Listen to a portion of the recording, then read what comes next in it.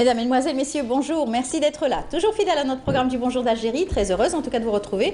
J'ai eu le plaisir de vous accompagner depuis le début de cette semaine, de lundi à jeudi, Inch'Allah. Nous serons ensemble en tout cas jusqu'à 9h30 avec toute l'équipe du Bonjour d'Algérie prête à vous servir et vous faire passer un très bon moment. Tous les mercredis, nous avons coutume de vous accompagner avec deux rubriques déjà, deux rubriques habituelles. La rubrique de Hamid Belkacem, l'environnement qui est toujours à l'honneur avec Hamid Belkacem. Et aujourd'hui, il fera un gros plan sur le métier d'architecture et surtout d'urbanisme. C'est très important dans l'image de l'environnement, bien sûr, qui nous entoure. Nous allons en parler avec aussi son invité. Il est architecte, mais aussi directeur de la revue Vie de Ville. Il est à la tête d'un concours qui a été lancé donc récemment, le concours La Charrette d'Or. Nous en parlerons tout à l'heure avec eux sur le plateau. Nous aurons également la deuxième rubrique habituelle du mercredi matin. Kamel Swig sera là pour nous parler des startups et surtout des innovations de ces jeunes. Il recevra un invité qui est donc chef d'entreprise, Vivatech. Il nous en parlera en détail avec son invité tout à l'heure sur le plateau. Nous allons également parler énormément de vacances, les vacances scolaires. C'est déjà, nous entamons donc, nous sommes à la première semaine et nous allons vers la deuxième. Donc il faut en profiter, faire sortir les enfants et aussi que les parents puissent profiter également avec leurs enfants. Eh bien, nous allons parler d'un complexe touristique qui est donc toujours habitué à recevoir ses vacanciers et ses visiteurs. Nous ferons un gros plan sur la région de Inti-Mouchent avec ces infrastructures touristiques et en particulier un village de loisirs. Nous aurons le PDG donc, de ce village et pour nous en parler en détail. Et puis restons également dans les randonnées, surtout les vacances. Nous allons parler aussi d'une autre fondatrice de start-up qui elle s'est intéressée aux loisirs et comment trouver les bonnes sorties adéquates. Elle qui a fait donc marketing en communication à l'INSIM, elle a créé sa propre entreprise pour justement donner l'occasion à ses nombreux parents de trouver des destinations pour leurs enfants. Nous aurons le plaisir de la recevoir et elle nous en dira plus tout à l'heure. Une autre destination ce week-end, ce samedi, ça sera du côté de Tagmoun Azouz. Il y aura donc une randonnée pédestre, une randonnée à l'hommage de l'écrivain Ali Rachid qui donc est natif de cette région. Cette association, l'association randonneur de Tagmoun Azouz, sera là pour nous parler bien sûr de cette rencontre et surtout le reboisement dans la région. Voilà. Vous savez tout sur la journée de ce matin dans Bonjour d'Algérie. On se retrouve dans un tout petit moment pour parler de météo avec Mina Abed.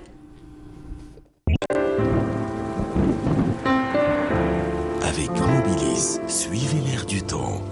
Mobilis, partout, avec vous. Voilà, elle attend patiemment son tour. Juste après mon sommaire, elle va nous donner les grandes lignes de la météo. Bonjour sagement. Mina, sagement, très sagement, en train d'attendre sagement son tour, après avoir pris son café, évidemment.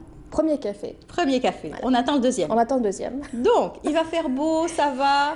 Il y a eu du vent. Il y a eu du vent, il y a beaucoup de pluie. Et aussi, hier, oui, au sud. D'accord.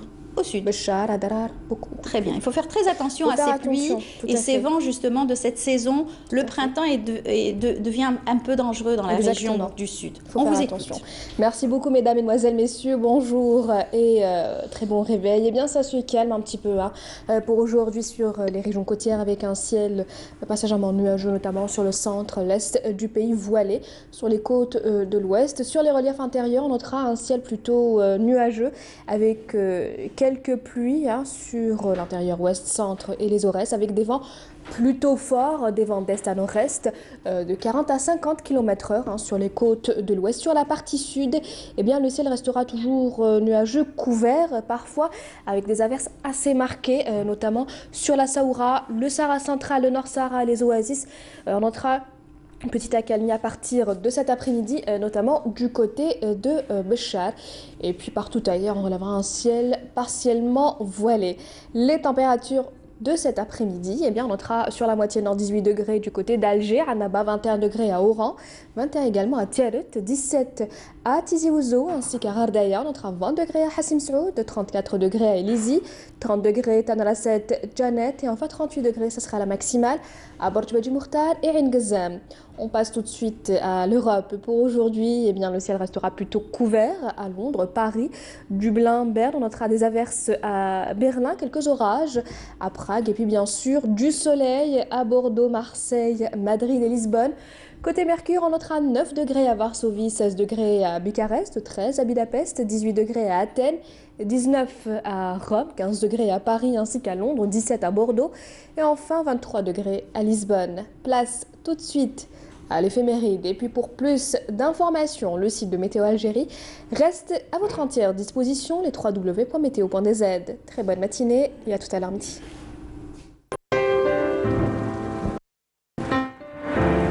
Avec Mobilis, suivez l'air du temps. Mobilis, partout, avec vous. Vous savez tout sur le temps d'aujourd'hui grâce à Mina. Merci beaucoup. Merci à vous. Mina Rabed. À tout à l'heure, midi et 19h bien sûr. On vous souhaite une bonne journée. On vous laisse repartir en musique comme d'habitude. Avec plaisir. Une belle chanson de Hayat Zarrour. On vous invite donc à apprécier ses rythmes. Hayat va bien nous réveiller ce matin.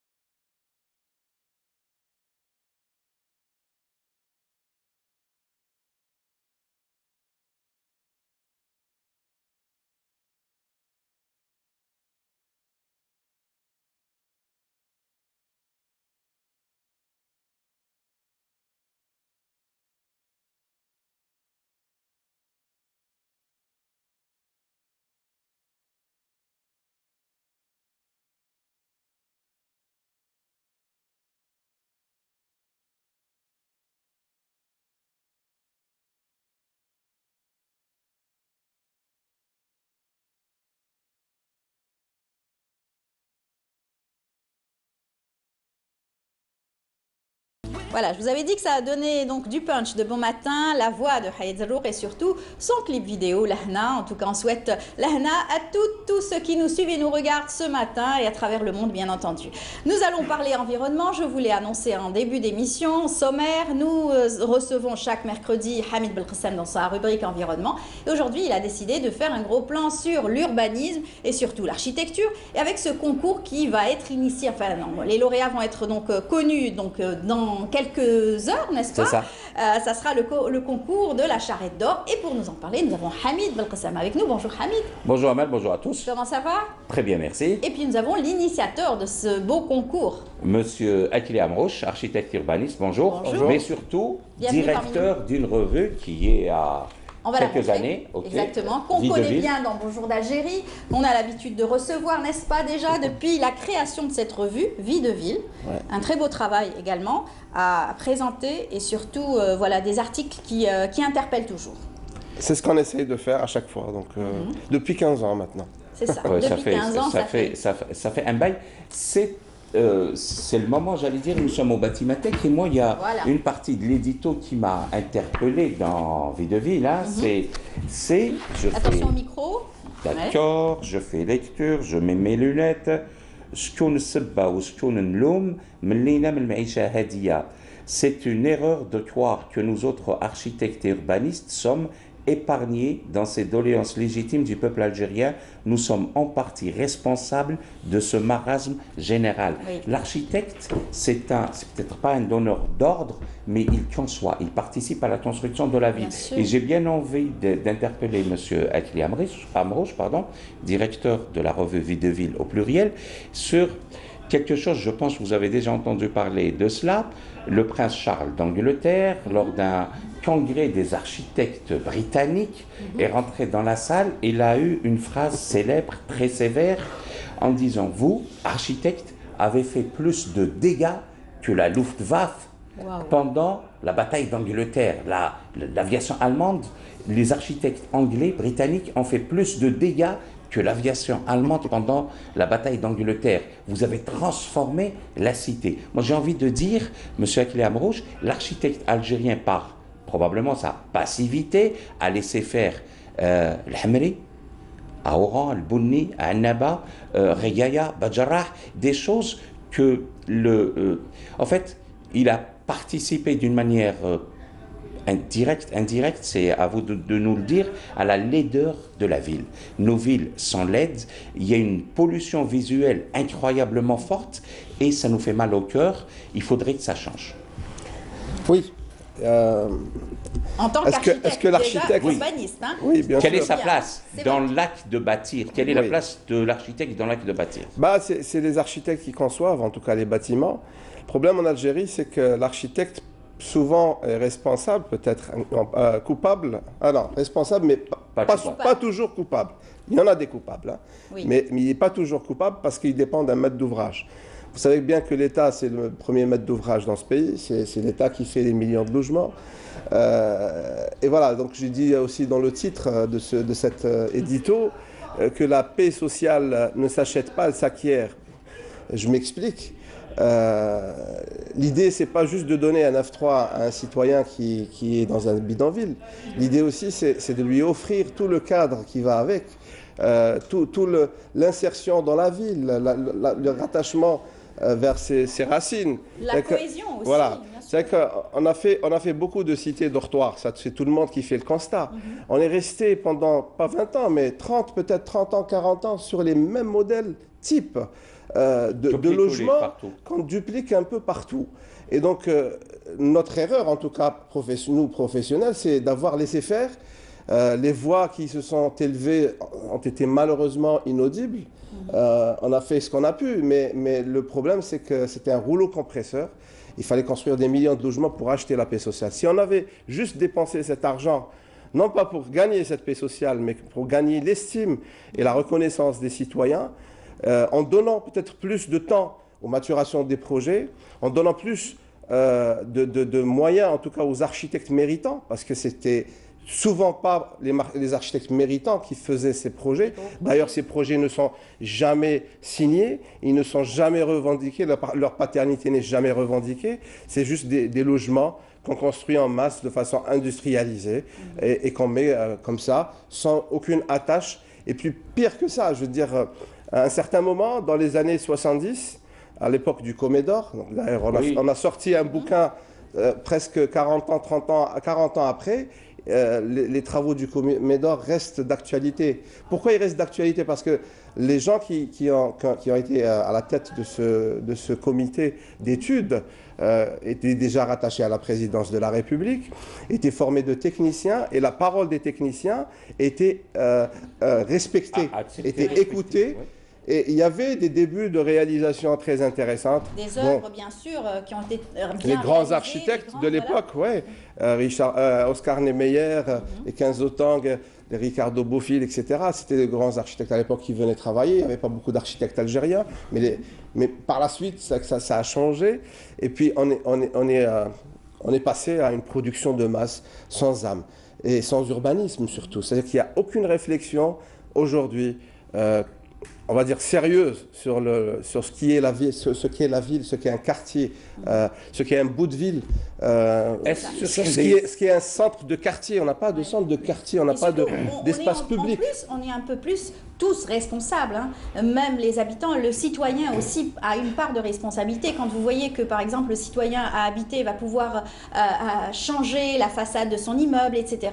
Il y avait à l'époque une police de l'urbanisme qui sévissait à ce moment-là. Aujourd'hui, on ne l'entend pas beaucoup. Oui, alors, c'est paradoxal. Vous savez, les quartiers dont vous parlez, construits sans architecte, un peu anarchiquement et tout ça, dans la plupart, ils sont inachevés, ils sont un peu couleur brique, béton, à l'infini. Partout, pas Al-Hamiz.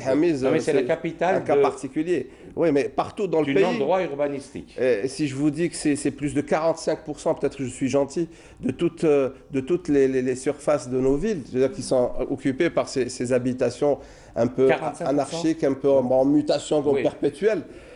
Ce qui est paradoxal, c'est que nous, en tout cas au sein de la rédaction, on croit que ces quartiers ont un potentiel de développement énorme.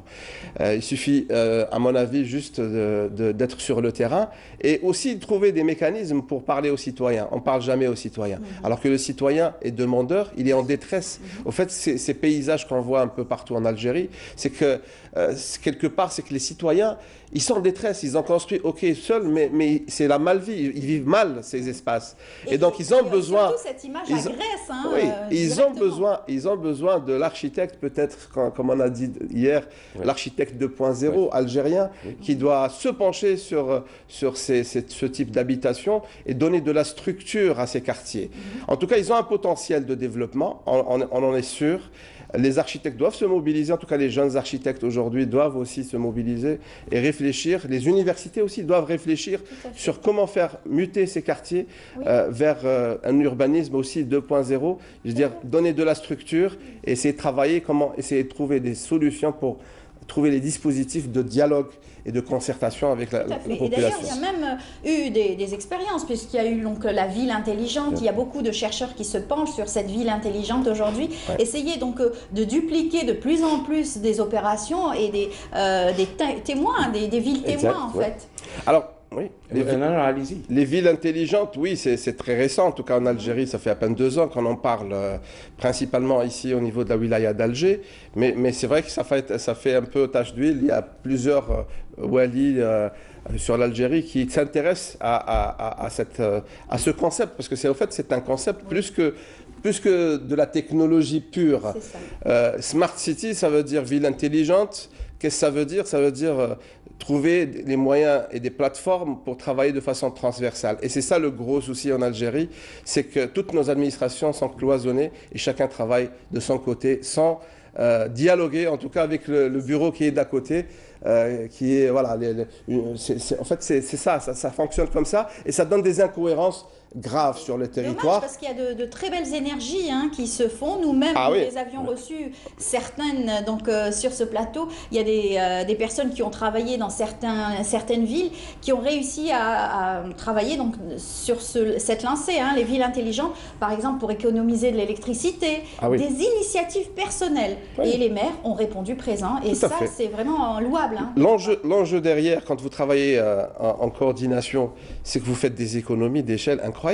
Le concept de Smart City, il est en vogue partout dans le monde. C'est plus de 1000 milliards de dollars par an, un développement à 2 chiffres. En 2017, c'était 19% d'évolution de ce marché. Donc, c'est pas pour rien que les gens s'intéressent, parce qu'on fait des économies. Imaginez si vous arrivez à gérer le flux automobile tout en étant dans un PC de commandement, vous avez la possibilité de fluidifier la circulation, vous avez la possibilité de gérer une billetterie, par exemple, sur toute une ville, vous avez la possibilité d'économiser de l'énergie.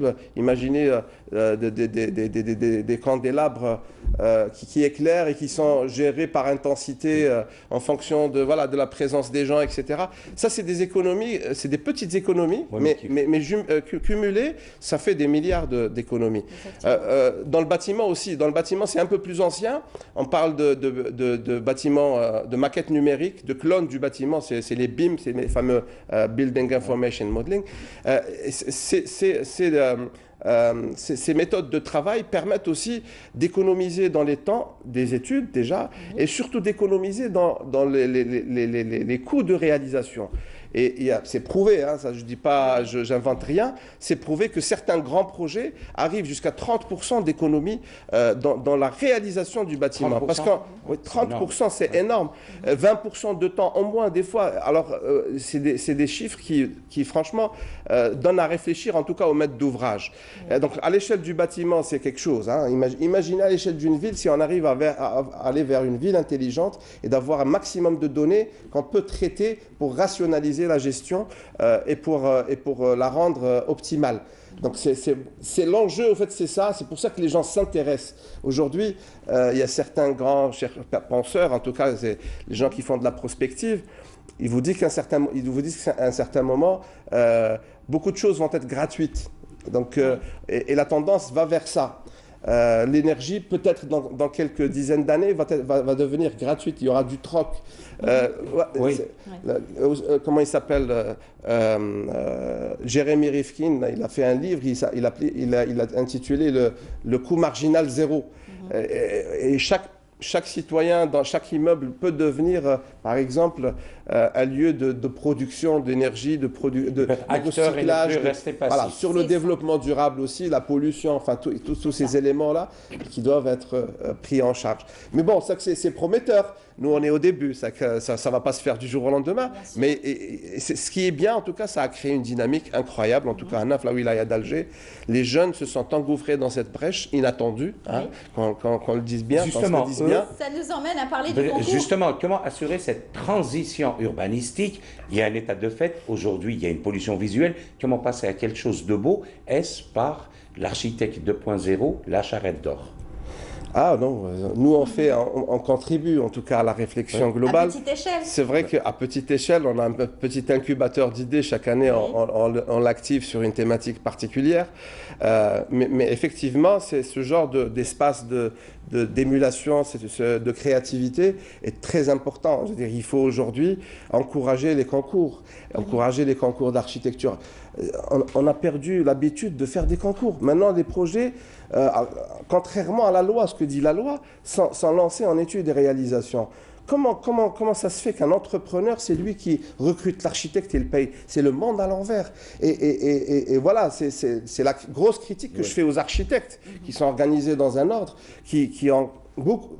En tout cas, pendant plusieurs années, ils ont accepté pour avoir juste des marchés publics, de fonctionner comme ça, d'être payé par l'entreprise, alors que l'architecte, son rôle, justement, il doit conseiller le maître d'ouvrage et il doit surveiller l'entreprise.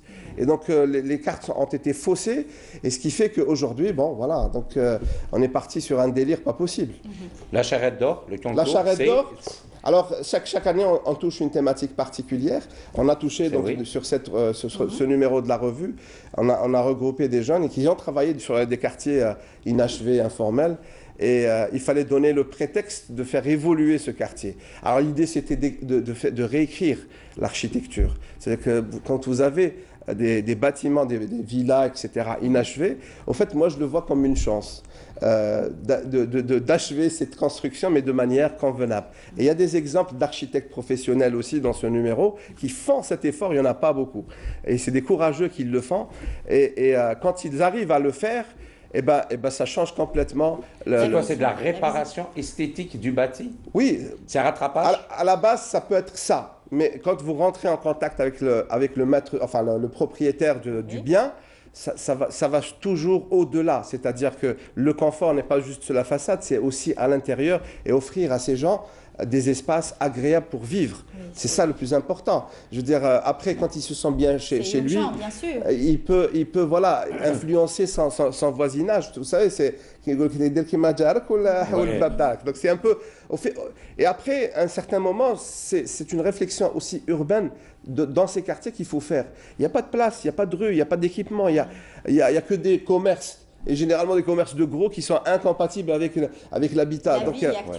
Donc l'idée, c'est un peu d'avoir des réflexions urbaines sur tout l'ensemble de ces quartiers, et non pas comme a proposé la loi 0855, la 0815, qui individualiste, qui réduit le problème à une démarche administrative, ce qui est complètement aberrant. Donc on l'explique en tout cas très très bien que si on veut avancer dans ce dossier, il faut prendre l'ensemble de ces quartiers et donner la réflexion à des vrais urbanistes, avec les sociologues. Un urbaniste, c'est pas un architecte, hein, c'est une équipe, c'est une équipe pluridisciplinaire. Voilà, qui porte une réflexion sur ce genre de quartier pour donner des solutions, créer de la vie. Et là, vous êtes venu pour Bonjour d'Algérie spécialement pour parler parler des nominés.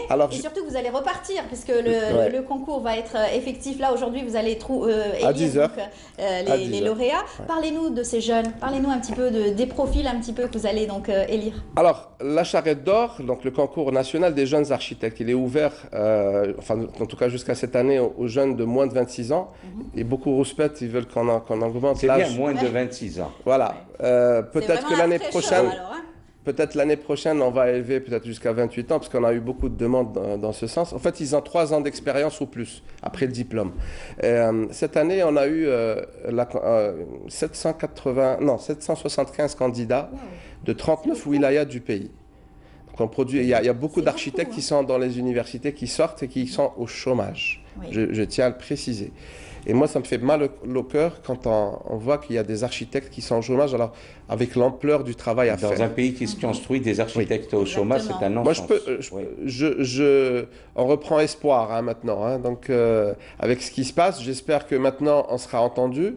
J'espère que les architectes, en tout cas ceux qui portent des réflexions intéressantes, et ils sont connus, qui sont au devant de la scène et qui bataillent et qui se battent depuis et qui refusent ce genre de marché de milliers de logements et qui font de belles choses avec peut-être des petits propriétaires privés.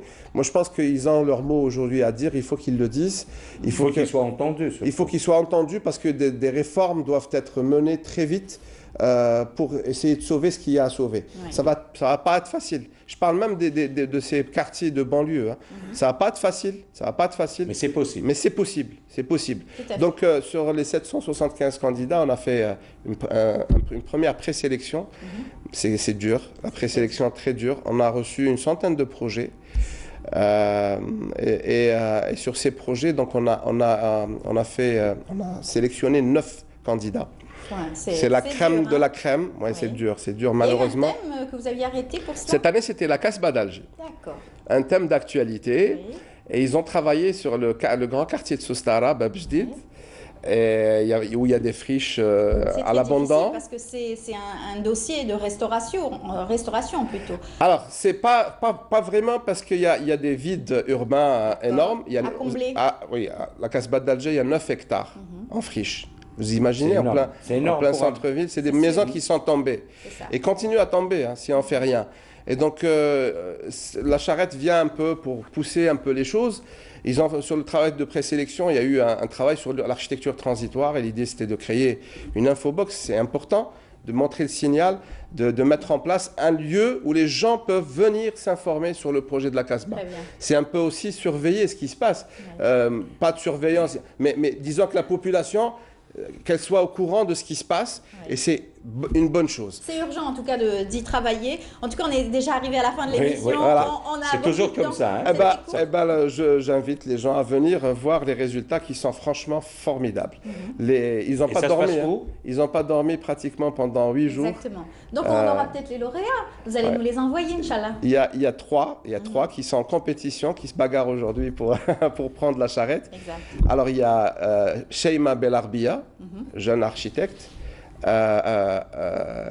Shorfi Mohamed Lias, il est de Soukharas, et Akram Azizi, qui est de Sétif. Et Sheima est d'Alger. Alors, soit bon courage, hein. Oui, c'est l'architecte 2.0, celui de l'Algérie 2.0 se met au travail. On reprend espoir. Je pense que c'est ces jeunes-là qui vont porter ce pays. Et je leur fais confiance. Ils sont merveilleux et pleins d'énergie Et ben, l'avenir, en tout cas, sera, Inch'Allah, radieux pour eux. Bonne chance, en tout cas, ces jeunes, et j'espère bientôt les recevoir sur le plateau. Ah, avec plaisir. Pourquoi pas, puisqu'on en avait reçu les années précédentes, et puis on était fiers de pouvoir donc les recevoir et de les laisser s'exprimer. Ils sont brillants, plein d'innovations et plein de tournés vers l'avenir, en tout cas. Bonne chance, merci beaucoup, Hamid. Merci à vous. Donc, merci également à vous, Monsieur Akli Amrouche.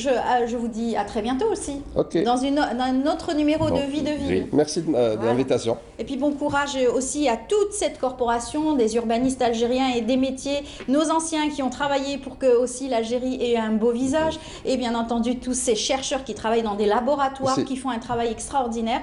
Voilà, et puis un salut à tous ces métiers, bien entendu. Voilà, on vous invite tout de suite à aller du côté de Ain Timouchen cette fois-ci pour aller découvrir la belle nature, donc à travers ces images de Rahim Abdelaziz, surtout aussi côté archéologique. Regardez.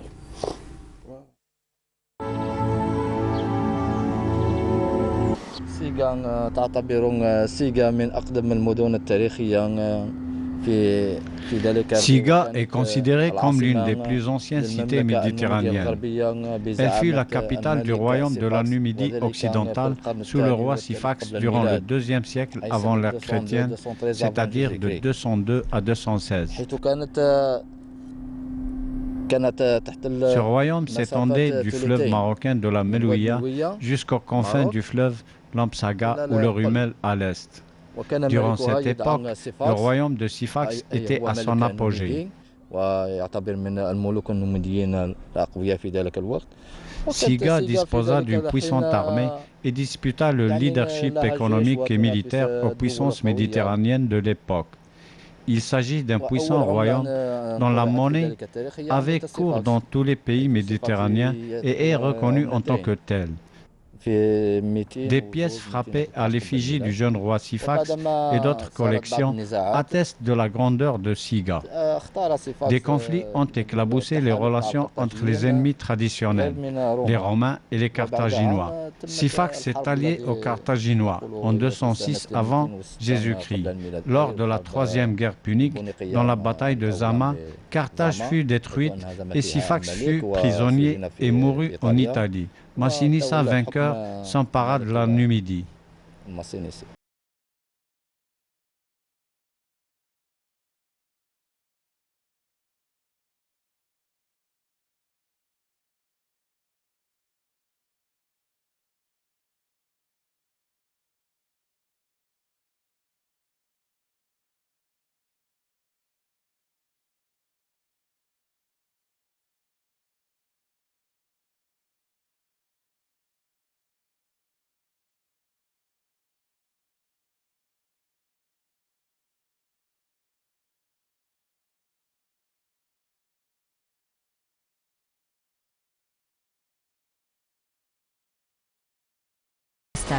qui se conjugue merveilleusement avec la beauté magique de la façade maritime d'en disposer.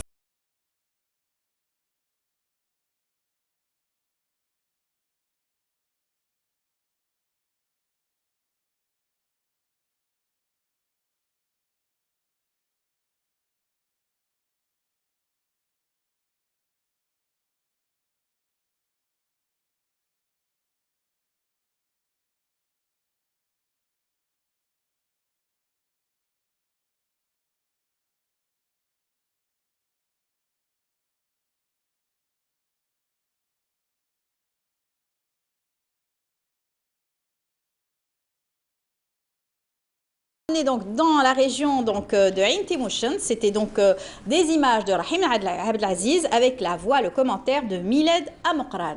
Eh bien, cette fois-ci, on va rester à Ain Timouchen et on reçoit donc un promoteur touristique. Il s'agit de Monsieur Brahim Turki. Bonjour. Bonjour. Bienvenue parmi nous. Merci de nous avoir invités. Merci à vous d'être venu. Vous êtes un homme d'affaires.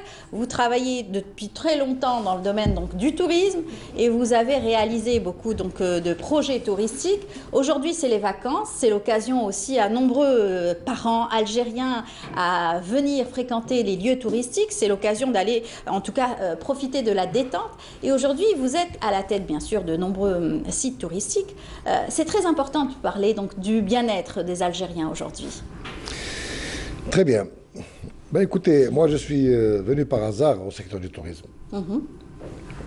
L'histoire du premier village touristique que nous avons réalisé à Ain Tamochent a commencé par un voyage.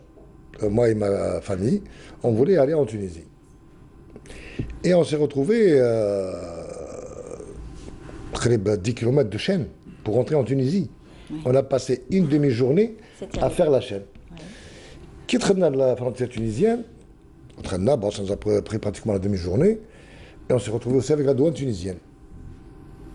Bon, ils ont eu un comportement immoral avec nous, on a repris ce chemin comme tous les Algériens qui se respectent. On a oublié notre Algérie, et on n'a pas passé de vacances, on est resté à la maison. Les vacances gâchées. Gâchées à ça. Et après ça, moi comme je suis entrepreneur à la base, j'ai réfléchi, pourquoi ne pas réaliser un village en Algérie? Pourquoi nous n'avons pas de tourisme en Algérie déjà? C'est pas normal ça. 1280 km de côtes. De si beaux paysages. De si beaux pays, nous avons les 4 saisons chez nous et on n'arrive pas à développer. Depuis 62, pratiquement on n'a rien fait. À part tous les projets de Pouillan. J'avais un ami, un wali courageux et responsable. Je suis allé le voir à Ain Tamochent. Bouderbali, si je peux citer son nom. Et là, je l'ai sollicité comme ça. Je lui ai dit, écoutez, je veux réaliser un village touristique ou là, un hôtel, la Hadja. Est-ce que vous pouvez m'aider à avoir un terrain? C'était pas facile du tout. Hein. Il fallait se battre. Pourquoi vous êtes là aujourd'hui? Pour nous raconter tous les déboires, justement, qu'ont peut-être les promoteurs touristiques. C'est très important de pouvoir donc s'accrocher pour réaliser ce que vous avez réalisé, justement, jusqu'à présent. Et là, Awel Courageux m'a donné un terrain de 10 hectares au bord de la mer sur une falaise, dans un coin perdu. Oui. Perdu de chez perdu. Pas de transport, pas d'électricité, pas d'assainissement, rien du tout. Allez, je prends, je suis preneur. Et j'ai pris ça et je m'ai mis et j'ai commencé à copier. Je n'ai rien inventé. J'ai copié sur des villages, genre Le Med, qui se trouvent à l'étranger, en Turquie, ou là en Croatie, ou là... Oui. Et on a réalisé le village touristique. Quand on en a terminé, bon, il s'étend sur 10 hectares, beaucoup d'espaces verts. On a pensé surtout aux familles, aux enfants. Voilà, quelques images. Oui, mais ça c'est des images qui datent d'un temps, on a beaucoup amélioré. Oui, bien sûr. Et nous avons pensé à l'Algérien modeste, à la classe surtout moyenne, à la classe moyenne. Et comme je vous ai dit tout à l'heure, nous n'avons rien inventé. Qu'est-ce qu'il y a dans le village?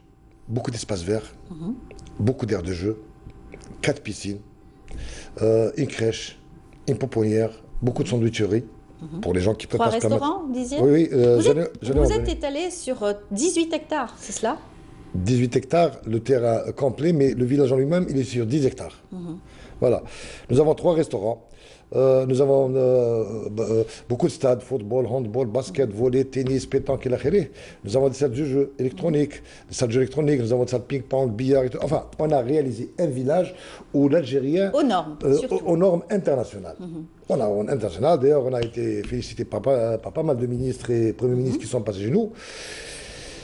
Bien équipé, surtout avec beaucoup donc, de confort aussi à l'intérieur. Vous avez 3 étoiles, vous me disiez. Mais malheureusement donc, pour nous, oui, quand on dit un la loi algérienne, n'autorise que les 3 étoiles dans tous les villages. D'accord. Bon, on mérite beaucoup plus, mais on s'en fout des étoiles. Le plus important, c'est notre clientèle.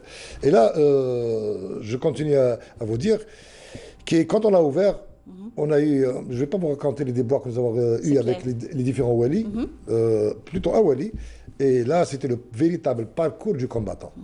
Il fallait faire face à toutes ces difficultés. Vous, votre principal objectif, c'était de réussir ce village. Vous avez fait aussi appel au Club Med très connu à travers le monde. Vous avez eu l'accord pour pouvoir Nous avons eu l'accord, mais qui a failli m'emmener en prison. Alors, j'ai eu l'accord de Club Med International pour venir en Algérie. Et comme ils m'ont exigé une plage, je n'avais pas de plage, j'avais une falaise. J'ai carrément défoncé la falaise. Et j'ai créé une route de 700 mètres du village jusqu'à la plage. Et j'ai créé une plage. J'ai ramené une richesse avec toutes les commodités liées à cette plage. De toilettes, vestiaires, douche et tout, activités aquatiques et tout. Et là, je me retrouve avec Taaddi al-Amlak al-Dawla et le wali d'antan m'a testé en justice et j'ai failli aller en prison. Ouais. Vous n'aviez pas peur des défis et surtout, vous êtes parti jusqu'au bout. Et puis par la suite, tout est rentré dans l'ordre, tant mieux. Donc vous êtes toujours à la tête, bien sûr, de ce groupe, puisque c'est un groupe, le groupe Turquie. Et bien entendu, vous avez réalisé un petit peu d'autres infrastructures touristiques un petit peu partout ici en Algérie. Je vous termine d'abord, si vous permettez, concernant Dorian. Oui, mais ce qui nous amènera à parler beaucoup plus du tourisme, c'est vrai. J'ai compris. Alors, j'ai failli vendre le village. J'ai failli vendre le village à des gens du Golfe. Il a fallu l'intervention de l'actuel Premier ministre, M. Bedoui, pour m'inciter à rester et à régler le problème au niveau de la wilaya. Je ne comprends pas, moi, à Wali, à qui vous ramenez des richesses, vous ramenez des investissements, vous faites employer la saison basse 140 employés, pendant la saison estivale 300 employés, et là, il vous crée des problèmes. Normalement, Wali, il est au service du citoyen. Ce n'est pas le citoyen qui est à son service. Oui. Et je ne comprends pas comment on peut... Voilà, pour dire que justement, pour développer le tourisme ici en Algérie, il faut vraiment donc avoir les reins solides surtout et pouvoir se battre au quotidien pour réussir ces projets et être honnête aussi, c'est très important, pour pouvoir embellir notre pays à travers des destinations. La destination Algérie aujourd'hui est une des plus vendues aussi parce que c'est un terrain vierge, assez vierge ici en Algérie. Donc les promoteurs touristiques ont beaucoup de travail à faire pour faire valoir cette destination Algérie. Un principe qui a dicté ma vie, il ne faut jamais abandonner après des échecs. Bien sûr. Il ne faut jamais abandonner après des échecs et on n'a pas de pays de rechange.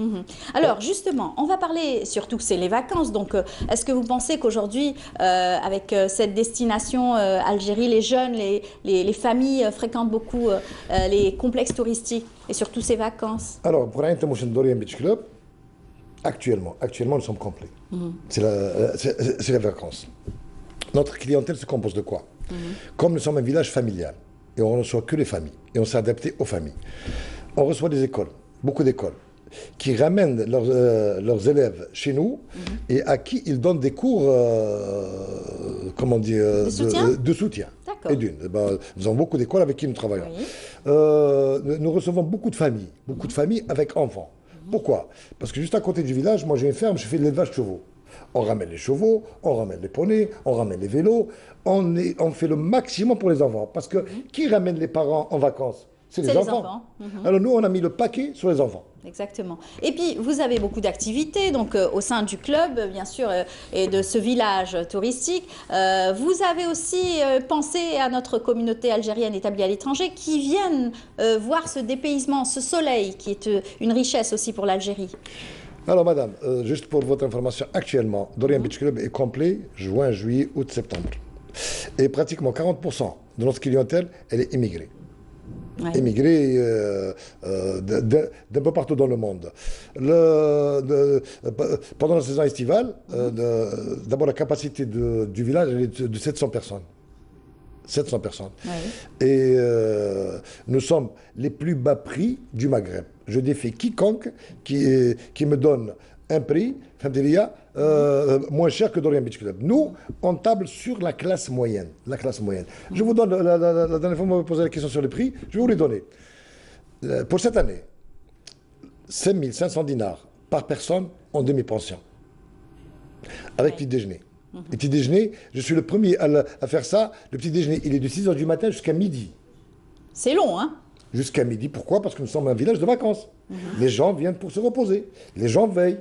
Parce que nous avons plein d'activités, des soirées familiales pour les familles, des soirées avec les clowns pour les enfants, des soirées pour les jeunes à la discothèque, plein d'activités. Nous organisons des excursions sur la wilaya d'Aïn Temouchen. Surtout que c'est une région très riche, très riche, point de vue archéologie, point de vue aussi histoire et préhistoire, bien sûr. Écoutez, actuellement, nous avons une femme qui est chez nous, elle fait de l'excellent travail. Vous l'appelez à n'importe quelle heure, elle vous reçoit. Et elle nous aide dans tous les domaines. Là, voilà des responsables qu'on devrait encourager, qu'ils soient femmes ou hommes. Et là, c'est extraordinaire. Nous passons maintenant aux activités. Nous recevons beaucoup de clients qui nous viennent du nord. Alger, Tizi Ouzou, Batna, Qsomtaïna, l'Est et le centre. Alors, qui ne connaissent pas la région, on organise des excursions. Pour les seniors, nous avons Hammam Bouhdjar qui est juste à côté, avec qui nous avons une convention grâce à Si Bonafa qui nous a fait signer une convention pour qu'on puisse envoyer notre clientèle chez lui à des prix vraiment intéressants, parce qu'ils ne sont pas pris en charge par la CNAS.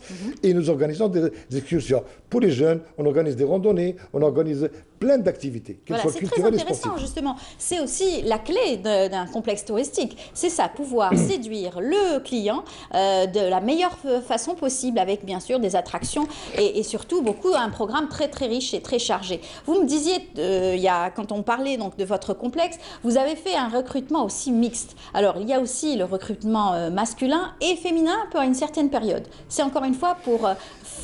non, vous voulez dire de la programmation des piscines. Ah, d'accord. Oui. Écoutez, d'abord le gros problème... Vous faites du recrutement saisonnier aussi. Oui, oui, bien sûr. Bon, écoutez, pendant la période basse, nous sommes à 140 employés. Pendant la saison haute, nous sommes à plus de 300 employés. Nos recrutements se font au niveau des universités, des étudiants. On recrute beaucoup d'hommes, beaucoup de jeunes universitaires et beaucoup de femmes. Pendant l'été, pour la baignade, nous avons des horaires femmes pour une piscine et des horaires hommes. La grande piscine, non, elle est ouverte au public et au grand public. Par contre, toutes les piscines que nous avons à l'intérieur du village, il y a une programmation. Même au niveau du spa. Au niveau du spa, au niveau du sauna, au niveau des massages et tout, nous avons c'est normal. On est en Algérie, nous avons beaucoup de familles conservatrices, alors on essaie de s'adapter à leur mentalité. Oui, et vous m'aviez dit que pour Ramadan, vous avez une clientèle particulière aussi. Très bien, on revient à Ramadan. Oui.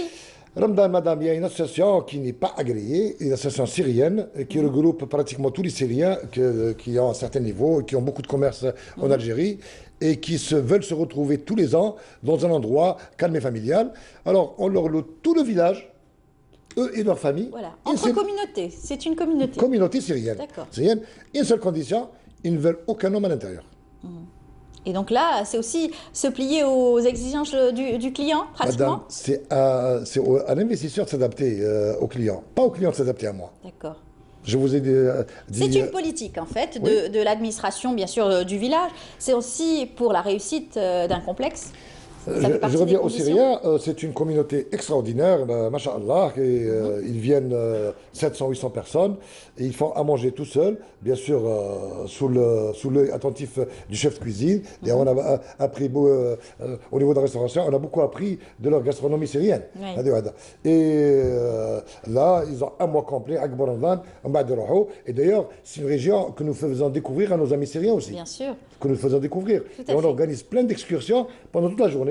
On les emmène à Hamad Bouhadjar, on les emmène à Shabat el-Hem, on les emmène à Al-Malh, où nous avons racheté un hôtel qui date de 1894 et que nous sommes en train de réhabiliter et mettre à la disposition du grand public. On leur fait visiter Benissaf, Ghazawat, Mrnia, Tlemcen et ainsi de suite. Voilà, ça fait partie du programme. Et c'est ça l'Algérie, pouvoir séduire à travers son complexe touristique, mais pas que, la destination Algérie, encore une fois, qui est allée assez reluisante à travers donc ces différents sites. Vous disiez 4 saisons en Algérie qui permet aussi peut-être d'aller voir aussi dans différentes régions d'Algérie. Vous avez investi à l'ouest. Peut-être qu'aujourd'hui vous êtes un petit peu au centre également. Est-ce que vous allez toucher au sud? Alors, avec le groupe Alliance, qui est notre associé, nous avons présenté à Madame Loualida Ain Temouchent un projet de réaliser un hôtel thérapie de 400 chambres avec plein d'aqualand. Et nous sommes en train avec le concours, il ne faut pas l'oublier, du ministre du Tourisme, qui est enfin, nous avons un ministre du Tourisme qui est très dynamique, contrairement à pas mal d'autres, qui nous reçoit à chaque demande. Nous n'avons aucun souci de ce côté-là. Ça n'existait pas auparavant, madame. Auparavant, لازم لك شهر تحلي وتستنى بلاصه d'attente. Actuellement, alhamdoulilah, il y a un changement de mentalité. Et c'est une bonne chose pour nous. Je reviens au projet. Nous sommes sur un projet de 14 villages touristiques à travers 14 wilayats de la côte algérienne. C'est énorme. De Tlemcen, Ain Temouchent, Wahran, Mostaganem, Ténès, Ténès, Cherchel, jusqu'à la wilaya de Tarf. Donc maintenant que vous avez touché à ce projet touristique, ça y est, ça devient en fait un mode de vie pour vous aujourd'hui. On ne peut pas parler de Brahim Torki sans parler de tourisme? Brahim Turki, vous savez, si vous voulez. Vous avez investi le monde du tourisme. Le tourisme, j'espère l'investir encore plus davantage, d'autant plus que ce que je ne vous ai pas dit, c'est qu'on a pris 10 bacheliers qui ont été majors de promo. Absolument, et que nous formons au niveau de Ishra Ain Benyan, et que nous formons à Tizi Ouzou, et que nous formons au niveau d'Orassi. Parce que là, Brahim Turki, je n'ai rien à voir avec le tourisme, je suis venu par hasard. Par hasard. Le tourisme est un problème de professionnel. Bon, c'est vrai que j'ai une grande expérience maintenant dans le tourisme, mais il faut former et préparer cette jeunesse à prendre le relais. Parce que réaliser, moi, mon gros problème au niveau de mes complexes, mon gros problème, c'est la main-d'œuvre. Pas de main-d'œuvre, madame. Nous avons fait une formation sur le tas. Oui. La directrice de l'hébergement. C'est très important, la formation. Elle est formée sur le tas. Par contre, nous avons ramené des professionnels pour les former sur place. Au niveau des cuisines, ils ont été fermés sur le tas. Moi, je vous dis, il faut trouver un plombier au niveau de la une gouvernante au niveau de la Allez-y, trouvez tout ça, un jardinier. Il faut vraiment y réfléchir, travailler. Aujourd'hui, c'est un défi que vous lancez pour la réussite du tourisme dans la région, bien sûr, de Ain Tamoujent, mais pas que, puisque vous êtes en train de vous élargir un peu plus sur tout le territoire et pourquoi pas, encore une fois, donner la chance à ces jeunes, encore une fois, d'explorer aussi ce domaine, le tourisme. Bah écoutez, moi je suis prêt à transmettre le flambeau, ça c'est clair. J'espère trouver des gens capables de poursuivre déjà le chemin que nous avons tracé. Comme je vous l'ai dit tout à l'heure, nous n'avons pas de pays de rechange, on n'a que l'Algérie. Moi je suis très très jaloux quand je pars à Dubaï, quand je pars à Kuala Lumpur, quand je pars en Tunisie. Je ne comprends pas, Naya. Où sont nos gouvernants ? En tout cas, vous nous avez donné envie de venir visiter votre complexe. Bonne chance à vous. On est arrivé déjà à la fin du débat. C'est vrai qu'on a beaucoup d'invités aujourd'hui. On vous dit à très bientôt et merci d'être venu. Un appel à nos gouvernants. Oui. Moi, de toute façon, ce qui est en train de se passer est extraordinaire et on encourage tout ce qui se passe. J'espère qu'au niveau du ministère du Tourisme, on mettrait des gens de terrain et des gens qui connaissent les métiers. Et au niveau des wilayas, j'espère qu'ils nous mettent des walis dynamiques et qui ont envie vraiment de développer le pays. Voilà, c'est Merci, dit. madame. Merci beaucoup, monsieur Brahim Turki. Je rappelle que vous êtes président-directeur général du groupe Turki, promoteur touristique. À très bientôt. Inch'Allah, merci beaucoup. Voilà, on continue dans le domaine du tourisme et surtout des infrastructures touristiques dans la région de Médéa. C'est un reportage signé Friel Hamdi. A tout pour plaire, à travers ses potentialités naturelles, historiques, sans cadre physique, sans climat, ses activités économiques. La wilaya de Médéa recèle des potentialités indéniables pour amorcer un développement du secteur touristique. Forte d'une histoire, d'un patrimoine riche, d'une nature généreuse et d'une superficie forestière estimée à 161 320 hectares. Cette région du pays peut devenir un véritable pôle touristique par excellence. Médéa, Titri, c'est une wilaya qui recèle beaucoup de potentialités touristiques, donc avec diversification au niveau du tourisme culturel, de montagne et de tourisme vert. En plus, on appuie des infrastructures touristiques. Donc, nous avons 9 structures avec 500 lits. Ajouter à cela les infrastructures de jeunesse dans les régions de Benchikao et de Djoueb. Donc il y a beaucoup de projets touristiques. Nous avons 17 projets qui ont l'approbation du ministère du Tourisme et de l'Artisanat avec une potentialité de 2000 lits et 1000 emplois. La wilaya de Médéa dispose d'une série d'infrastructures d'hébergement et d'hôtellerie, garantissant tout le confort nécessaire à leurs clients durant leur séjour. À titre d'exemple, cet hôtel qui se trouve à El Barwaguia, un ancien établissement, a fait l'objet d'une importante opération de rénovation pour retrouver son lustre d'antan. J'ai une histoire avec cet hôtel. C'est que quand mon père était mort, on travaillait pendant les vacances. Et j'ai travaillé 2 mois dans cet hôtel quand il a ouvert en 1979. 6 mois après, j'ai quitté l'Algérie. Et des années après, je suis revenu, grâce à Dieu et grâce à mon frère, pour être le directeur, le partenaire de mon frère dans cet hôtel. Il y a un peu d'émotion quand je parle de ça, parce que ça me tient à cœur. Peut-être c'est l'occasion, elle est là pour remercier mon frère pour tout ce qu'il fait pour moi. Parce que pour moi, à 56 ans, c'est inouï d'avoir cette chance. En France, à 56 ans, on n'a plus de travail. Moi, je suis venu ici, patron, directeur d'un grand hôtel, et c'est magnifique. Tout ce que je fais là, je le fais pour l'Algérie. Je rends à l'Algérie ce qu'elle m'a donné, ça veut dire l'éducation, l'école, et à ma mère aussi, que je n'oublie pas. Grâce à elle, si on est arrivé là où on est. Il y a mes sœurs, il y a mes frères et tout ça. Et maintenant, beaucoup de partenaires, des gens de Barouaria qui sont fiers d'avoir un hôtel pareil ici. La wilaya de Médéa dispose de 9 zones d'extension touristique. Il s'agit d'espaces où il est prévu de réaliser des hôtels, des centres de repos, des centres de vacances et autres infrastructures touristiques. Voilà, ce sont donc en tout cas de belles initiatives qu'on va encore faire découvrir aux téléspectateurs qui nous regardent ce matin.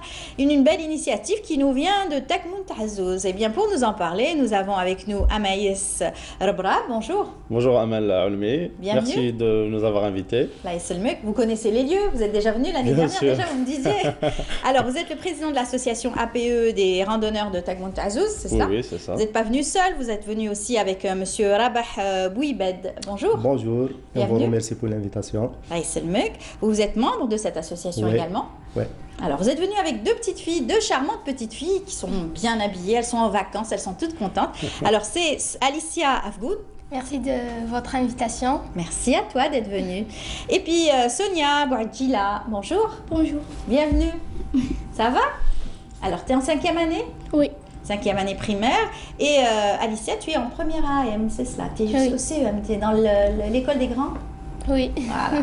Alors, vous êtes en vacances et vous avez organisé une très belle randonnée, c'est cela? Une belle initiative, c'est un reboisement en fait. Un reboisement. En même temps, on a rendu hommage à un écrivain, Rachid Alish. Oui. Voilà, c'est le premier romancier kabyle.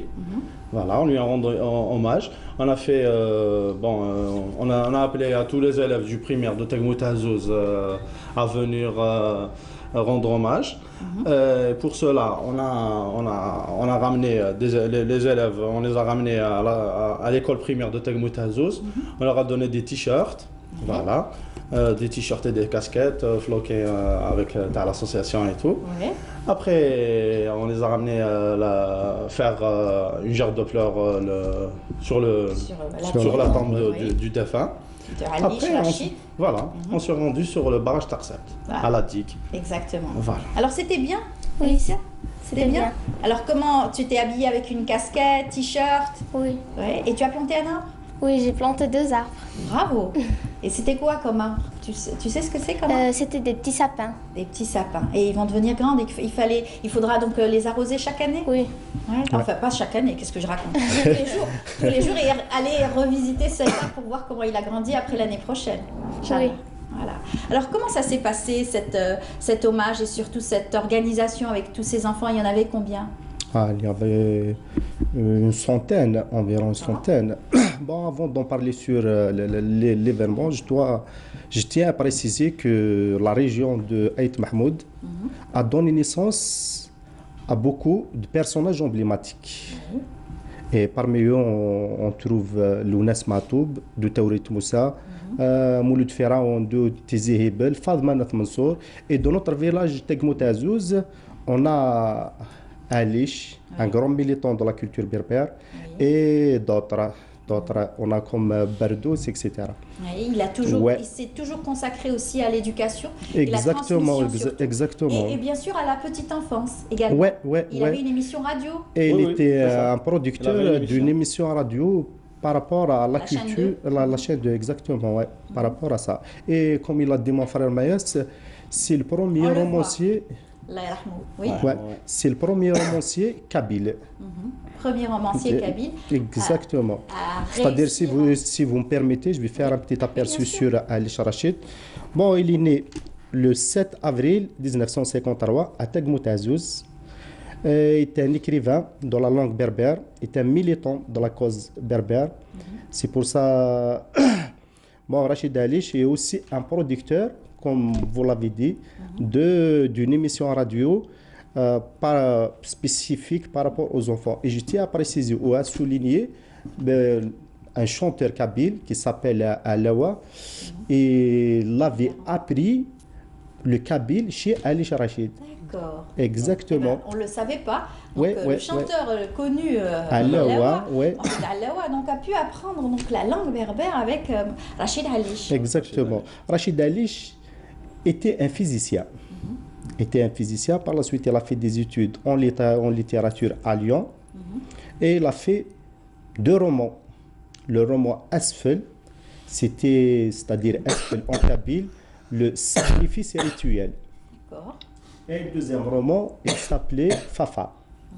Fafa, il a fait dans le livre, c'est quelque chose, c'est un hommage ou bien une histoire par rapport aux immigrés qui vivent en France.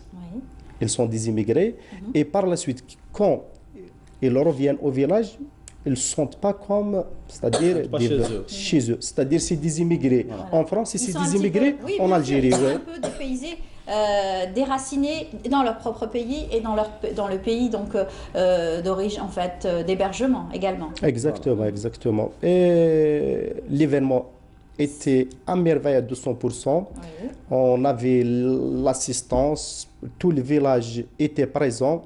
Au passage, je remercie leur présence et leur soutien aux différents événements que notre association a fait par rapport à Ali Rachid et par rapport à d'autres événements au parallèle. Vous êtes très actif en tout cas dans la région et vous faites toujours, vous mêlez aussi bien la culture avec toute la communauté, que ce soit les jeunes, les vieux et surtout cette jeune génération montante avec les enfants. Alors qu'est-ce que tu peux nous dire, Alicia, de cette journée? D'abord, c'est une journée magnifique. D'abord, on s'est réunis à l'école Ahmed Mohamed El Hossein de Tegmout Azouz. L'association Salwan Jarjar nous a distribué des t-shirts et des casquettes. Après, on s'est dirigé vers la tombe Ali Rachid pour lui rendre honneur. On lui a déposé une gerbe de fleurs. Et on s'est dirigé vers le barrage Taksebt. Et on a planté quelques arbres. Et on a mis notre nom et prénom pour le reconnaître. Et j'ai planté des petits colliers. On a l'affiche, c'est cela? Aussi, c'était la journée de la forêt aussi, c'était le 21. Et bien sûr, il y a eu donc plusieurs initiatives, donc des jeunes qui étaient tout comme toi, qui ont planté des arbres et maintenant ils portent ton nom, l'arbre. Oui. Donc et j'ai planté Alicia. Oui. Et j'ai planté d'autres plantes pour mes amis qui étaient absents. Ah, c'est beau leurs camarades qui n'étaient pas venus. Ah d'accord, et donc tu as mis leur nom aussi. Et tout le monde va vouloir, donc va venir... Je tiens à souligner ça. On a de très belles photos, on vous voit. On a des habitudes chez nous quand on fête Yennayer, c'est-à-dire les absents ou les immigrés, on les fait un geste. C'est-à-dire, c'est le geste qu'on a pensé de faire, c'est de planter des arbres par rapport aux absents. C'est-à-dire, ils sont toujours présents avec nous dans nos cœurs. Et Sonia, tu as fait quoi? Oui, on s'est regroupés dans l'école de Ahmed Mohamed El Hossein de Tegmout Azouz. L'association de Salwan Jarjar a distribué les t-shirts et des casquettes pour unifier tous les groupes. Puis on a dirigé vers la tombe de Ali Rachid pour lui rendre honneur. On a mis une gerbe de fleurs. Puis on a dirigé dans le barrage de Taksebt, là où on a planté des arbres. Et donc toi aussi tu as planté ton arbre avec ton nom? Oui. Et c'était comment? C'était bien? Tu as pioché aussi? On t'a aidé un petit peu? Un peu, oui. Un peu. Et l'arbre, tu es reparti l'arroser ou pas encore? Pas encore. Pas encore. Vous êtes reparti sur les lieux? Non. Pas la semaine prochaine, oui. J'espère qu'il va pleuvoir au moins, que les arbres puissent prendre déjà racines aussi. Écoutez, si elle a dit que c'est le barrage. Donc ça va. C'est bien irrigué. Oui. Très bien. En tout cas, le programme que vous avez initié, c'est donc toujours pour faire plaisir surtout aux enfants, parce que voilà, c'est les vacances, ils ont bien travaillé. Vous avez bien travaillé à l'école? Oui. Ouais. Très bien. En tout cas, on est fiers de vous et puis on vous souhaite bon courage et bonne chance. Et on vous dit aussi à l'association bonne chance. Un dernier mot peut-être pour parler donc de vos activités. tout ce qu'on a fait, cet événement, on n'était pas seul, il y a toute une équipe derrière nous et tout. Je tiens à remercier M. Merad et Mme Boudaren Rosa, directeur des forêts d'Asfoun, chef de Daïra, PAPC d'Ait Mahmoud, famille Alish, association des parents d'élèves, DGS, pharmacie Boudaren, magasin Tafsout, restaurant Capri, SNC Aknin, les pompiers, la sûreté de Benidouala, Oudna, KCT, Belbachir, Madame Alik, la directrice du barrage, la radio de Tizi Ouzou, Canal Algérie, TV4, la Dépêche, Berber Télévision, et les membres de l'association, l'équipe technique de Canal Algérie, et vous aussi, Madame Amel Olmi. Et voilà. Merci. Et mon équipe technique, Chino et Gaïa. Et voilà, vous avez oublié personne, c'est parfait. Alors, vous avez planté combien d'arbres en tout et pour tout, pratiquement? Vous avez 85. 85, c'est bien. 85. Bravo les filles, bravo tous ces jeunes qui ont participé avec vous et toute cette belle énergie positive. Je vous remercie d'être venus. Merci à vous, Madame Amel Olmi. Voilà, un dernier mot? Oui, je passe le bonjour pour toute ma famille, mes cousines et l'association. Je remercie l'association Telouan Djarjar et tous les habitants de Tegmoutazouz. Très bien, merci. À toi, Alicia, Sonia. Je remercie mes deux frères, Sami Saïd, toute ma famille, l'école de Ahmed Mohamed El Houssine, mes maîtresses. Voilà. Oui. C'est très bien. En tout cas, merci à vous tous d'être venus. On n'a plus beaucoup de temps, en tout cas, pour pouvoir continuer à s'exprimer. En tout cas, on vous souhaite en tout cas, de revenir sur notre plateau avec de belles initiatives de la sorte. Et puis, à très bientôt. Inch'Allah. Merci. Merci à vous. On continue. Cette fois-ci, je vous invite à suivre ce reportage qui est signé Nesrine Ben Saïdi, qui nous fait découvrir la création de start-up. Regardez. Les startups, en accompagnant les jeunes porteurs de projets, constituent l'un des leviers pour dynamiser la croissance économique en Algérie. Grâce à ces aides, plusieurs micro-entreprises ont pu concrétiser leurs rêves, et ce en partie grâce au programme ELIP, Entrepreneurship, Leadership and Innovation Programme, un programme qui a formé plus de 1800 étudiants qui ont donné naissance à 240 startups. Donc on utilise le design thinking, qui est un outil majeur de formation et d'accompagnement à l'entrepreneuriat. Donc on leur apprend à réfléchir à partir d'une problématique, à imaginer des solutions qui intéressent des utilisateurs, d'utiliser l'empathie comme technique pour vraiment proposer des solutions qui répondent à des besoins réels. Et par la suite, dès qu'on a aidé ces jeunes étudiants à prototyper leur idée de projet, donc à passer de la phase de l'idée vers la phase de projet, on fait avec eux un deuxième atelier sur le business model où on va avec eux dans la phase de validation de leur projet. Un service sur Internet qui permet aux gens qui possèdent un véhicule à gagner de l'argent. Alors on est un intermédiaire entre ces gens-là et les annonceurs qui veulent être visibles sur toutes les routes algériennes. Leur publicité va être très ciblée et visible. De la start-up Node qui traite le problème de la somnolence au volant. On sait qu'un tiers des accidents mortels sur autoroute sont causés par l'endormissement.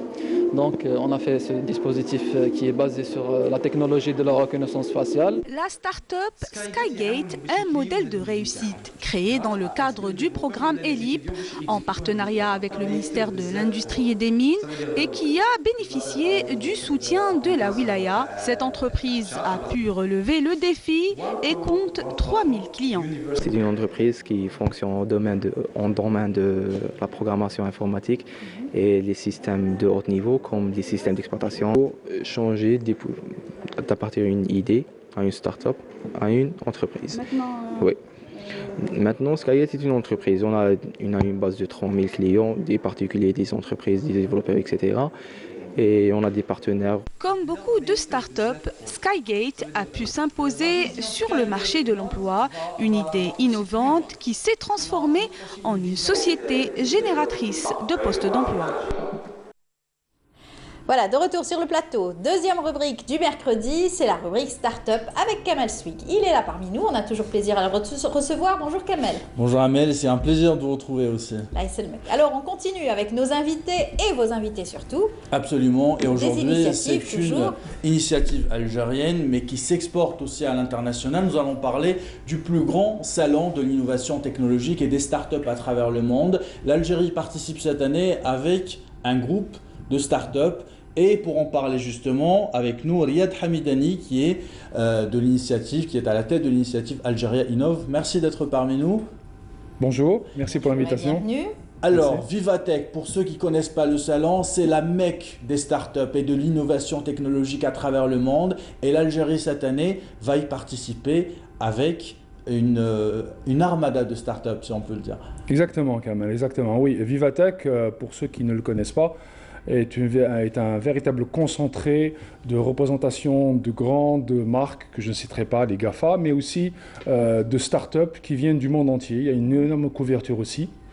Et l'Algérie, pour la première fois, n'est pas en reste. L'Algérie n'est pas en reste parce qu'il y a eu déjà une initiative, on va dire, entre guillemets, citoyenne de 2 associations, un groupement d'intérêt économique, l'Algérien Digital Cluster, et une association franco-algérienne, REAGE, qui ont organisé depuis 2016 déjà des expéditions emmenant une dizaine de startups pour participer à cet événement. Alors, Vivatech de cette année, cela se passe au mois de mai. Il faut le dire que la première édition était en 2016 et l'Algérie a toujours participé, mais cette année, ça va être différent. Alors, cette année, c'est l'Algérie, le pays. Ce n'est pas une initiative d'association ou de groupement d'intérêt économique. C'est plutôt, c'est l'Algérie avec son premier pavillon. On va avoir 100 mètres carrés. C'est peut-être un des plus grands stands.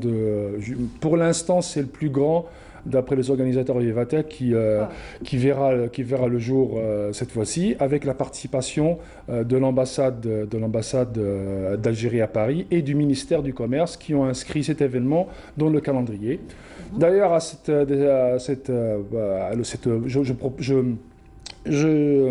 je profite de cette opportunité pour les remercier parce qu'ils ont fait, de ce fait que l'Algérie ait son propre pavillon. Et puis, parce que c'est une question de coût, il faut le dire. Ah oui, parce que ça coûte énormément d'argent. Les événements en Europe ou dans le monde, surtout parce qu'à Vivatech, c'est à peu près au même niveau du CES de Las Vegas. Ouais. Et c'est énorme. Donc les places sont très chères. Est-ce qu'on peut parler de chiffres, par exemple? Le pass, je sais que le pass le moins cher pour entrer à Vivatech, c'est 260 €. 250 €. 250 Ce n'est pas rien. Quand on sait qu'à peu près le SMIC est à 1000 €. Donc vous voyez, c'est... Voilà. Alors les stands, c'est aussi une petite fortune. Mais l'Algérie a mis les moyens. Et on remercie les 2 institutions, surtout le ministère du Commerce qui a mis les moyens, puisque 80% de la prise en charge du stand, de l'aménagement, etc. va être pris par la SAFEX, qui est l'organe qui va s'occuper de la logistique. Et Algex, c'est la partie front qui va organiser l'expédition d'une manière nominative, etc., qui va participer. Dans les normes, en fait. Dans les normes, bien sûr. Et qu'est-ce qu'on y apprend, Riyad, et qu'est-ce qu'on y gagne de participer à cet événement international? Très bonne question. Alors, il y a en dehors de l'image, en dehors de l'Algérie et de son rayonnement, et de dire aussi que l'Algérie aussi, il y a des gens qui peuvent exporter, qu'on peut exporter et rapidement. En dehors, par exemple, des industries qu'on voit maintenant en plein essor, comme l'automobile ou autre électronique, c'est du 100% intégration. Quand vous développez une application, des plateformes, l'utilisation est rapide, la vente aussi est rapide. C'est global. C'est global et ça englobe tous les domaines et les secteurs d'activité. Ça, c'est la première des choses.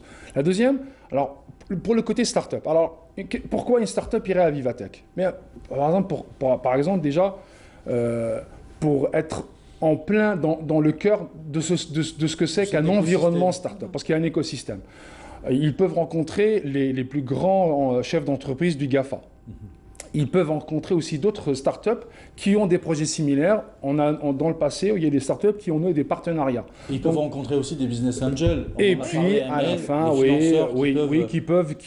déjà, tout est positif puisqu'il y a une maid d'Algérie, un véritable maid d'Algérie. On n'est pas simplement des simples consommateurs. Nous sommes aussi des producteurs, nous sommes aussi des innovateurs. Certes, nos startups, comme toutes les startups du monde, 90% des startups ne sont pas innovantes. Ils prennent un concept, qu'ils l'adaptent à un nouveau besoin, etc. Voilà. Alors, le Facebook, il va pas se recréer. C'est terminé pour ça. Ça, c'est un avantage certain pour les startups. C'est aussi connaître qu'est-ce que c'est, comment on va développer sa startup. Parce qu'en Algérie, malheureusement, nos start-upers sont plus du domaine technique que du domaine marketing. Donc, ils sont dans leur petit labo, dans leur machine, ils développent, mais après, ils ne savent pas très bien comment pitcher, pas très bien comment exposer, pas très bien comment chercher des business angels, etc.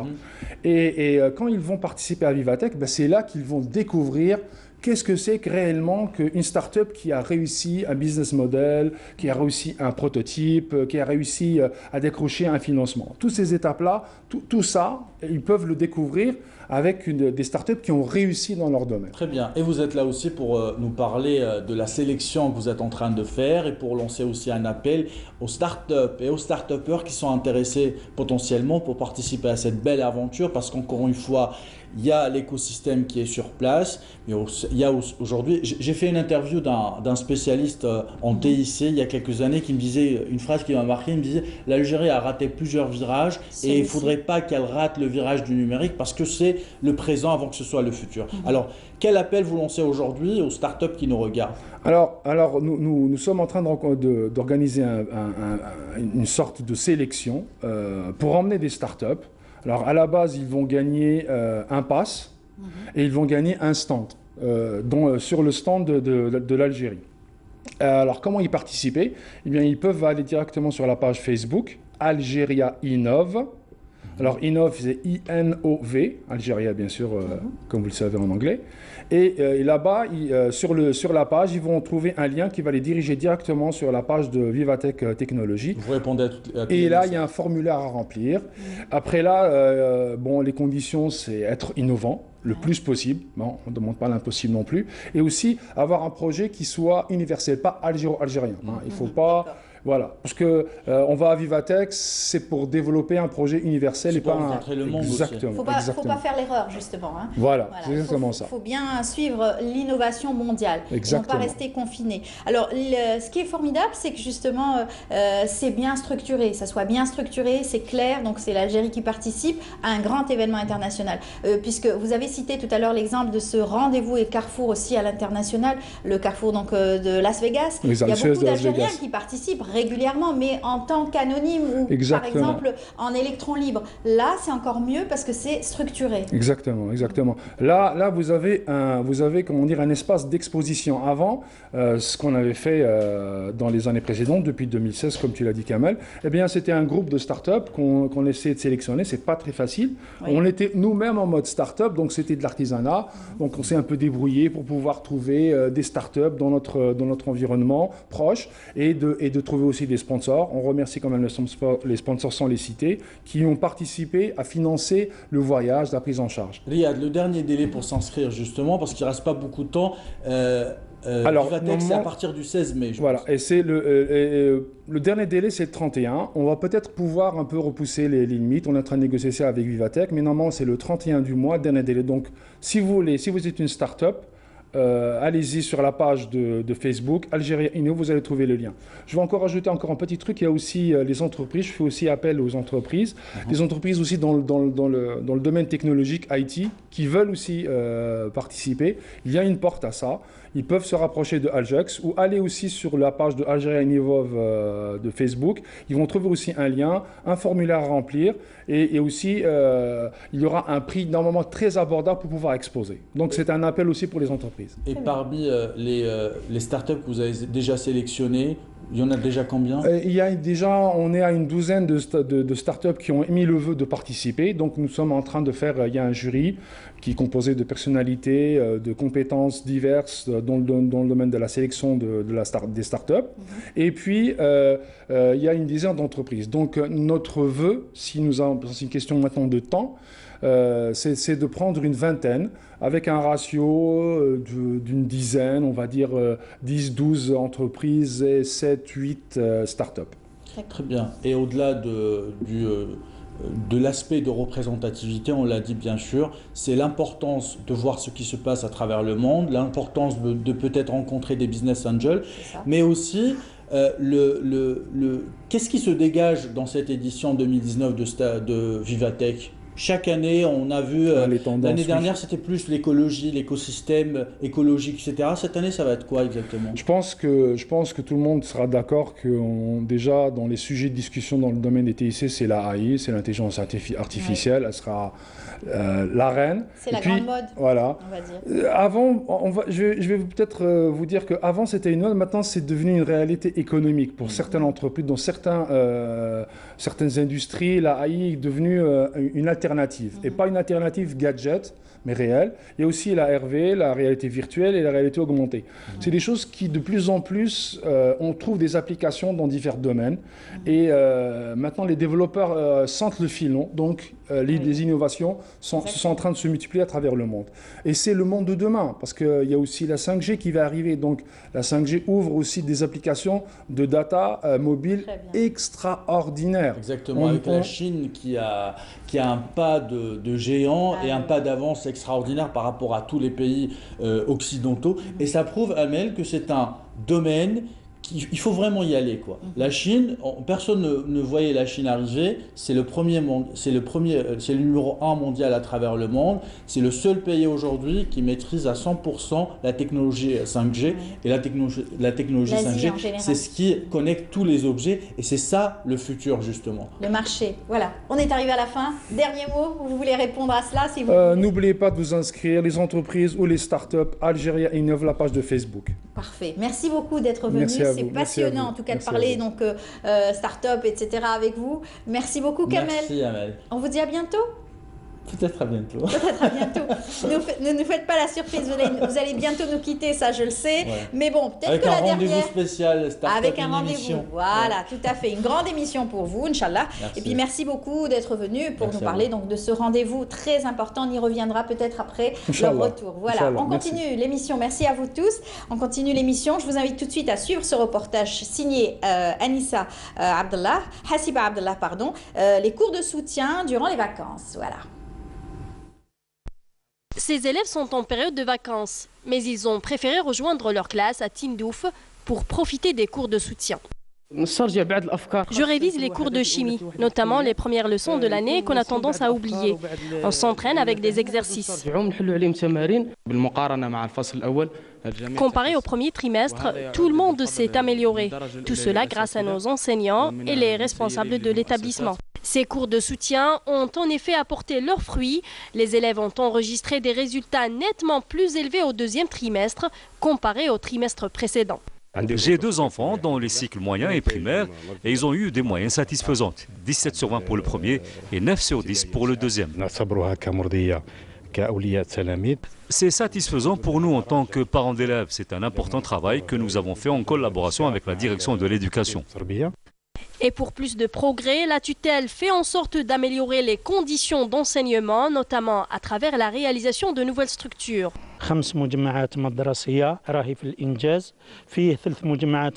5 groupements scolaires sont en cours de réalisation, dont 3 ont atteint les 75%.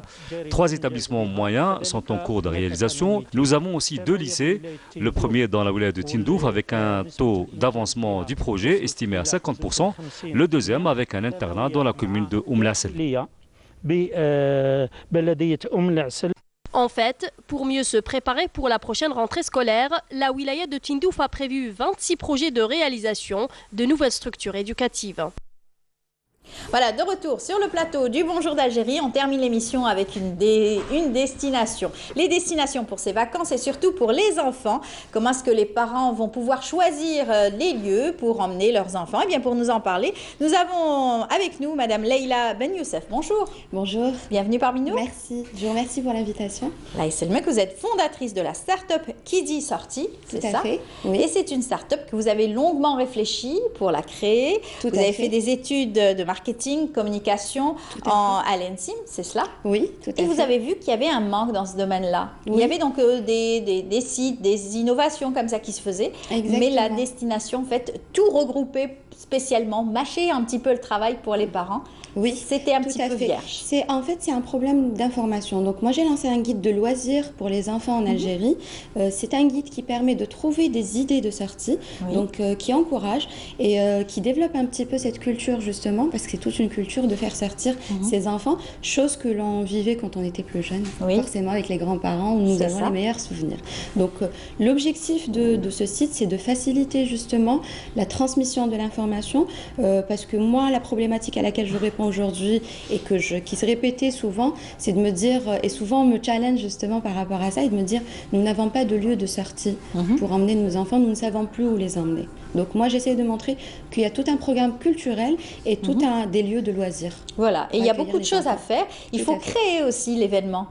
Essayer de le créer, essayer de faire du bruit tout autour. Alors vous êtes lancé aussi ce défi-là. Vous n'avez pas eu peur aujourd'hui que les réseaux sociaux prennent un petit peu le dessus par rapport à vos activités surtout, et en fait vous prennent la part du marché? Pas spécialement, parce qu'aujourd'hui... On est en train de voir votre banner aussi. Les réseaux sociaux permettent justement de mettre en avant notre travail, donc autant que start-up. Donc la partie digitale est très importante, et c'est comme ça que nous arrivons à communiquer. Donc il faut savoir que l'exemple que je vais vous donner, c'est l'exemple d'un parent, donc une maman ou un papa, qui se retrouve à aimer plusieurs pages sur Facebook autant que lieu de loisirs.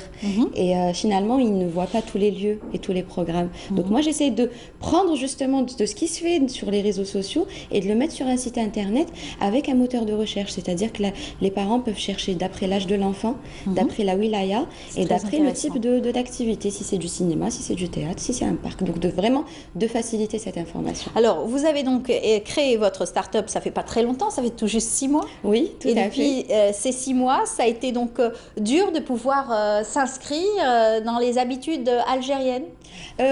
C'est dur, peut-être pas, mais bon, il fallait en fait, là, nous, en tant que start-up, le plus difficile pour nous, c'est que nous n'avons pas de retour sur le marché. Donc, nous devons à chaque fois tenter des choses et attendre un retour pour voir un petit peu comment c'est un peu la démarche classique d'une start-up. Au contraire, mon projet a été très, très bien accueilli. Il faut savoir que j'ai lancé au niveau du salon CITEV, le salon du tourisme, parce que je voulais justement défendre le fait que quand on parle de tourisme, on parle de tourisme local. On parle justement du tourisme de week-end, si vous voulez. C'est ça. Donc de sortie ou d'un mardi après-midi aussi. Donc j'ai fait des ateliers pour les enfants, des ateliers artistiques. Et puis juste après, j'ai fait le salon international du livre, où j'ai fait l'espace de lecture pour les enfants. C'est très bien. Donc nous essayons de démocratiser certaines choses et puis de sensibiliser aussi sur le côté éducatif. Et vous n'êtes pas uniquement sur la région d'Alger, mais un petit peu partout, tout à fait. Sur tout le territoire national. D'ailleurs, vous avez aussi signé avec quelques groupes aussi hôteliers. Tout à fait. Donc dans le cadre justement de la présence au salon du tourisme algérien, j'ai eu cette chance de rencontrer de grands groupes étatiques, et spécialement le groupe HTT, donc hôtellerie et tourisme, qui est le groupe qui gère les entités touristiques algériennes que nous connaissons tous. Par exemple, nous avons le port de Sidi Ferrej et les entités, les hôtels qui se trouvent autour. On a EGT Tipaza, tout ce qui est Matares, complexe de Tipaza, Sète et Corne d'Or. Qui ont été rénovés aussi. Voilà, tout à fait. Un nouveau visage aussi pour ce complexe. Tout à fait. Donc il faut savoir que le groupe, sur le territoire national, a 66 hôtels. Et la partie thermalisme, c'est tout ce qui est Hammam Bouhjar, Hammam Rera, donc tous les centres et les complexes touristiques étatiques que nous connaissons sur le territoire, entre autres les Andalouses à Oran. Il faut savoir que le groupe a entamé toute une opération nationale de rénovation. Donc il y en a qui ont été complétées. Et aujourd'hui, justement, nous mettons en place une formule pour les familles, de séjour pour les familles, avec des animations pour les enfants. C'est cela. Alors on va aller rapidement parce qu'il nous reste 2 minutes. Vous avez aussi, ce qui est formidable, c'est que vous êtes une jeune entreprise, mais avec peu peut-être de recrutement aussi. Ça se recrute en fonction de votre événement que vous créez. Tout à fait. Donc entre autres des ateliers artistiques au niveau d'une ferme pédagogique sur Alger. Donc nous essayons d'apporter cette touche-là, et les sorties, les excursions pédagogiques que nous organisons, entre autres des visites spéciales pour les enfants avec chasse au trésor. Les musées. Au niveau de la Casbah, déjà, pour toucher le patrimoine, et au port de Sidi Ferrej avec une chasse au trésor et une thématique sur les bateaux et la mer. Alors pour ces vacances, on va donner comme ça envie aux parents de pouvoir venir profiter de vos activités. Tout à fait. Alors pour ces vacances, il faut savoir que nous partageons justement toute une liste d'activités, et entre autres le programme de cinéma et de théâtre. Et puis nous sommes au niveau de certains parcs privés. Vous pouvez trouver toutes les informations au niveau de notre site internet. Très bien. www.kidisorti.com. Voilà, kidisorti.com. Et c'est Leïla Ben Youssef qui est donc à la tête de cette start-up. Merci beaucoup d'être venue sur notre plateau. On vous souhaite bonne chance. Merci beaucoup. Voilà, à très bientôt. Et puis on sera appelé à vous revoir probablement pour d'autres rendez-vous. Bien, c'est déjà la fin de l'émission. Merci beaucoup de nous avoir suivis. J'espère que vous avez apprécié tout le programme qu'on a choisi pour vous. Merci à Faiza Wadi d'avoir préparé. Et surtout, merci aussi à Souad Sahraoui, la réalisatrice, et Hanan Belkhiri au script. Bien sûr, sans oublier toute l'équipe de la Régie 7. Merci beaucoup. À demain, 8h, 9h30.